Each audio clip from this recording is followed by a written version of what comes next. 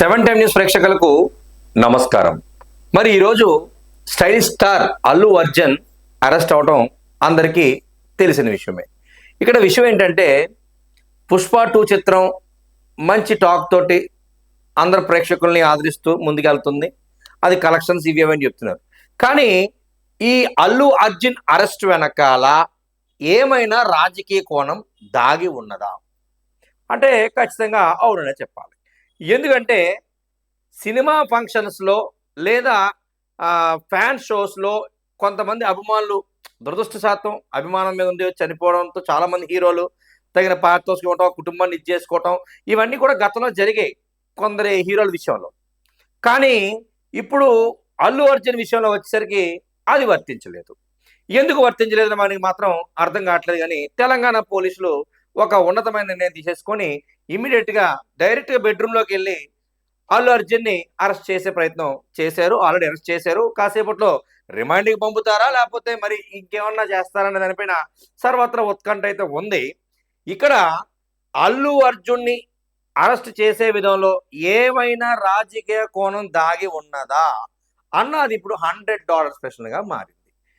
కావంటే ఇప్పుడు అల్లు అర్జున్కి బిఎన్ఎస్ అంటే బిఎన్ఎస్ ఏంటంటే భారతీయ న్యాయ సంహిత సెక్షన్ 105 ప్రకారం అల్లు అర్జున్కి నోటీసులు ఇవ్వటం, అల్లు అర్జున్ని అక్యూజ్డ్గా అంటే ముద్దాయిగా చేర్చడం, అతన్ని అరెస్ట్ చేయడం, కాసేపట్లో రిమాండ్కి ఇస్తారా లేకపోతే వేరే కోర్టు ముందు సబ్మిట్ చేస్తారా దానిపైన ఇంకా తెలియాల్సి ఉంది. కానీ ఇలా పరోక్షంగా ఎవరైతే చౌకైనా కారకం అయితే ఆ కారణాన్ని బేస్ చేసుకుని బిఎన్ఎస్ సెక్షన్ 105 అయితే ఇంప్లిమెంట్ చేస్తారు.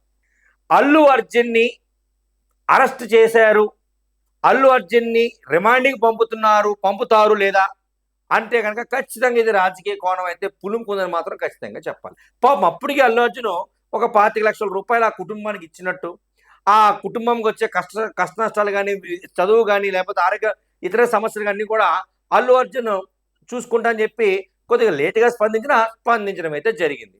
మరి ఇక్కడ సెక్షన్ 105 బిఎన్ఎస్ ఐపీసీ ప్రకారం ఈ సెక్షన్ కనుక ప్రూవ్ అయితే అల్లు అర్జున్కి 10 సంవత్సరాలు జైలు శిక్షతో కూడిన జరిమానం ఖచ్చితంగా పడుతుంది. లేదు సెక్షన్ 100 అంటే సెక్షన్ 100 ఏం చెప్తుందంటే ఒకవేళ గనక అన్ని గ్రౌండ్స్ పర్ఫెక్ట్గా ఉంటే యాంటిసిపేటరీ బెయిల్ కూడా అల్లు అర్జున్ తెచ్చుకోవచ్చు. ఆల్రెడీ వాళ్ళ లాయర్లు తలమునకలు అవుతున్నారు. ఆల్రెడీ చూసారు, కొన్ని విజువల్స్ పొద్దున చూస్తున్నాం మనం. ఆ ఇంట్లోకి వెళ్ళడం, ఆ శ్రీమతి భావోద్వేగానికి గురవడం, అల్లు అర్జున్ తండ్రికి కూడా ఆపేయటం, ఇవన్నీ కూడా మనం చూసాం. ఎండ్ ఆఫ్ ద డే ఎన్నో సినిమాలు ఇంతకుముందు ఎన్నో సినిమాలు ఆడియో ఫంక్షన్స్లో కానివ్వండి, ఇతర ఫంక్షన్స్లో కానివ్వండి, తొక్కిసలాట్లో అభిమానులు దురదృష్టశాతం చనిపోయేవారు.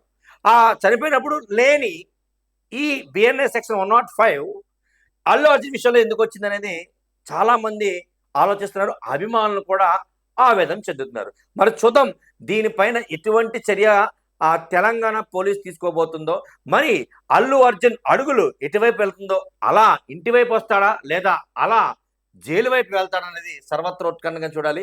కానీ సెక్షన్ 105 పెట్టారు కాబట్టి సెక్షన్ 100 యాంటిసిపేటరీ బెయిల్ కూడా తెచ్చుకోవచ్చు. వీళ్ళకి ఇంకోగా ఇది కూడా ఏంటంటే క్వాష్ పిటిషన్ కూడా వేసుకునే అవకాశం ఉన్నత న్యాయస్థానం అందరికీ కల్పించింది. కాబట్టి దాన్ని ఏమన్నా ఈ న్యాయవాదులు ఉపయోగించుకుంటారని చూడాలి. ఏదైనప్పటికీ అల్టిమేట్గా అల్లు అర్జున్ అరెస్ట్ అయ్యారు. అది గంధం చెక్కల దాంట్లో అయితే కాదు. అభిమాని తన వచ్చే సంధ్యా థియేటర్లో ఫ్యాన్ షోకి వచ్చినప్పుడు ఏదైతే 4వ తారీఖున 9:30 షోకి ఏదైతే ఫ్యాన్ షో జరిగిందో, ప్రీమియర్ షో జరిగిందో ఆ షోకి ఇక్కడ ముఖ్యంగా చెప్పాల్సింది ఏంటంటే థియేటర్ యాజమాన్యానికి, డిస్ట్రిబ్యూటర్లకు కూడా ఈ మరణంలో భాగం ఉన్నట్టే.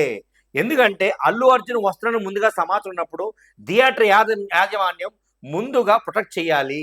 అదేవిధంగా డిస్ట్రిబ్యూటర్లు ఎలర్ట్గా ఉండాలి. వీళ్ళిద్దరు ఎలర్ట్గా లేకుండా ఏది జరగదు. ఇలా జరిగిందంటే అల్లు అర్జున్కి ఎంత బాధ్యత ఉందో వీళ్ళకు కూడా అంతే బాధ్యత ఉన్నట్టు స్పష్టంగా అర్థమవుతుంది. మరి చూద్దాం వాళ్ళ మీద ఎటువంటి కేసులు పెట్టారో, వాళ్ళు ఎంతమంది అరెస్ట్ చేశారో, మరి అల్లు అర్జున్ నెక్స్ట్ తీసుకోబోయే న్యాయ సలహాలు, న్యాయ నిపుణులు ఏ రకంగా ఆయన్ని ముందుకు తీసుకెళ్తారో వేచి చూద్దాం. అంతవరకు సెలవు. Thank you so much.